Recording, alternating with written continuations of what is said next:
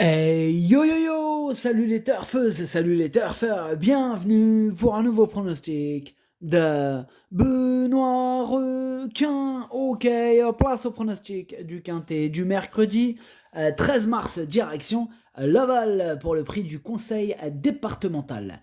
3 attelés, 2850 mètres, 16 partants, réunion 1, course 1, indice de confiance 3 sur 5.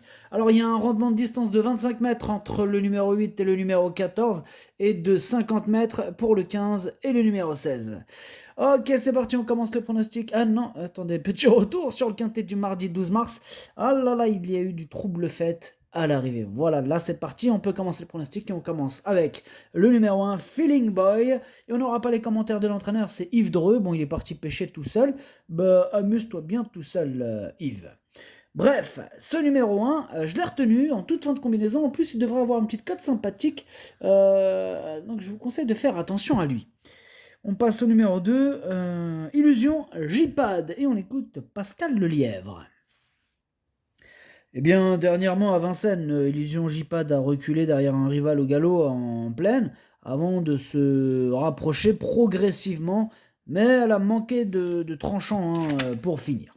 Alors, le meeting à Grosbois, il a été long pour elle, hein. Bon, elle a repris du moral depuis son retour à la campagne et sa forme ne fait aucun doute. De plus, l'engagement à domicile reste intéressant. Bon, elle garde son mot à dire pour les places.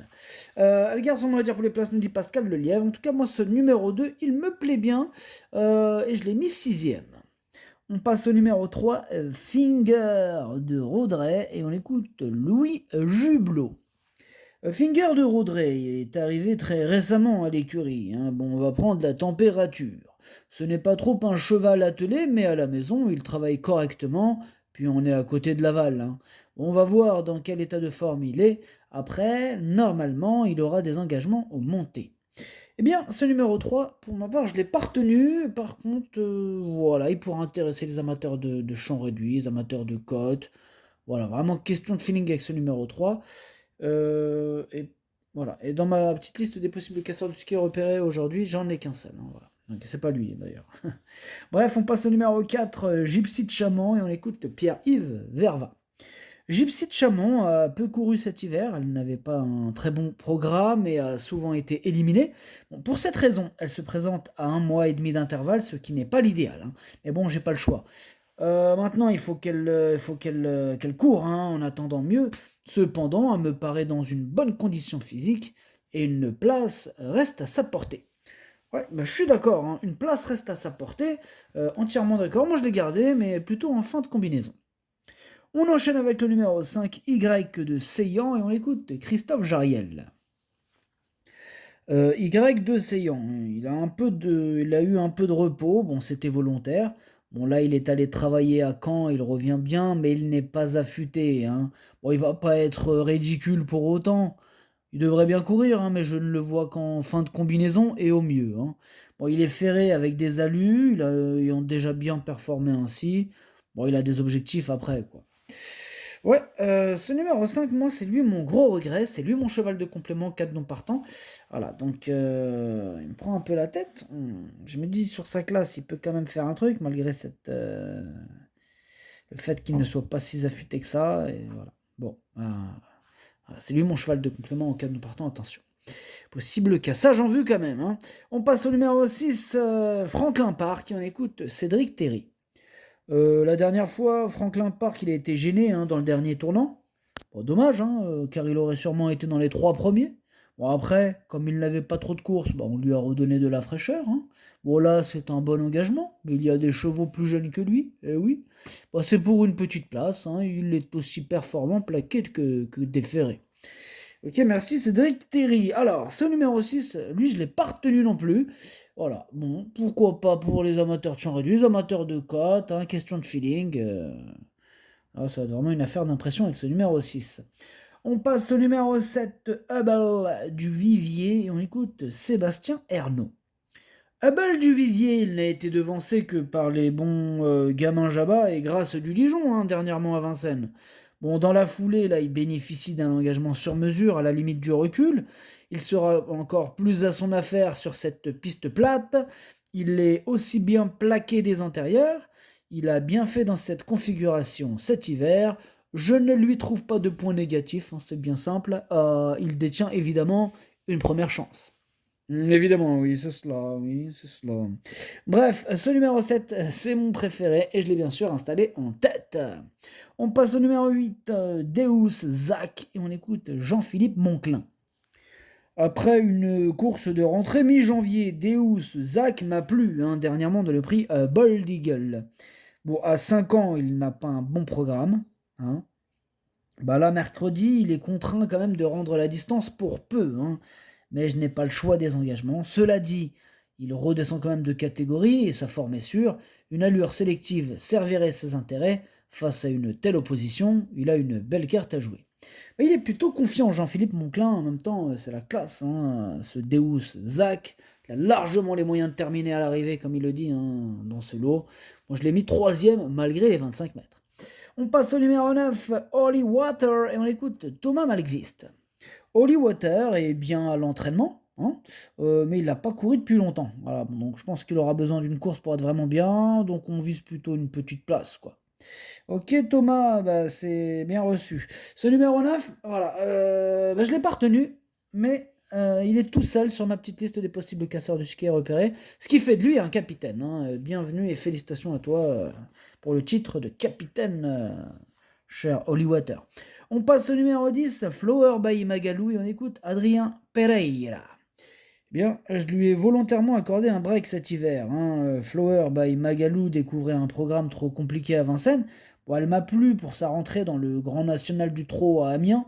Bon, elle n'avait pas d'artifice et des fers assez lourds, hein. Bon, elle sera cette fois pieds nus et munie d'un débouche-oreille. Bon, elle affronte de sérieux clients, mais la 5e, voire la 4e place, reste à sa portée. Il me fait quand même peur ce numéro 10. Moi, je me dis, oh là là, des fois il se réveille comme ça, hein, Flower by Magalou, ça serait pas la première fois qu'il termine à l'arrivée au moment où on l'attend le moins. En tout cas, ce numéro 10, voilà, c'est un regret, c'est mon deuxième cheval de complément en cas de non partant. Attention tout de même. On passe au numéro 11, Galileo Bello, et on écoute Madame Anne-Françoise Donati à Marcillac. En dernier lieu, on a voulu accrocher le wagon de Gamin Jabba, hein, qui a fait une superbe performance, et cela a été trop dur, hein, pour Galileo Bello, tout simplement. Eh bien, il faut rendre 25 mètres, hein, ce qui est toujours très compliqué, voyez-vous. Il y a Hubble du Vivier qui me fait très peur, hein, au premier poteau. On va le mener à l'économie. Si on n'est pas trop loin, on en espère une bonne performance. Ok, mademoiselle Anne-Françoise Donati à Marcillac. Bref, moi ce numéro 11, il me plaît bien et je l'ai mis à 5e. On passe au numéro 12, Bordeaux S, et on écoute Thomas Malkvist. Bordeaux S, il reste sur de bonnes performances avant d'arriver dans mon établissement. Bon, il a juste fait du léger chez moi, mais c'était bien. Là, je cours pour voir un peu où il en est, mais il devrait être dans les 4 premiers. Dans les 4 premiers, nous dit Thomas Malkvist, bah, ça tombe bien, je l'ai mis 4e. On passe au numéro 13, Gendréen, et on écoute Léo Abrivard. Dernièrement à Vincennes, alors qu'il rendait la distance, bah, Gendréen a très bien fini et a échoué d'un rien, hein, pour la 3e place face à Hubble du Vivier. Mercredi, il va se présenter au mieux et l'engagement est favorable, même s'il doit encore rendre 25 mètres.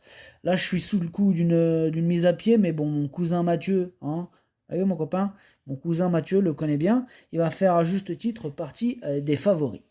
À juste titre, oui Léo. Ce numéro 13 me plaît beaucoup, il fait même partie de mes préférés, je l'ai mis très haut, je l'ai mis 2e, hein. Il peut frapper un grand coup, il peut même gagner, attention.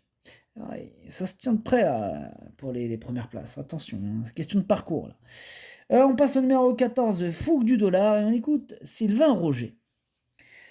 Fougue du Dollar a été malade en fin d'hiver après le prix de Cornulier. Bah donc on a été obligé de l'arrêter et de la soigner, hein. Bon, c'est vraiment une rentrée pour le coup. Là, elle ne sera pas affûtée pour figurer.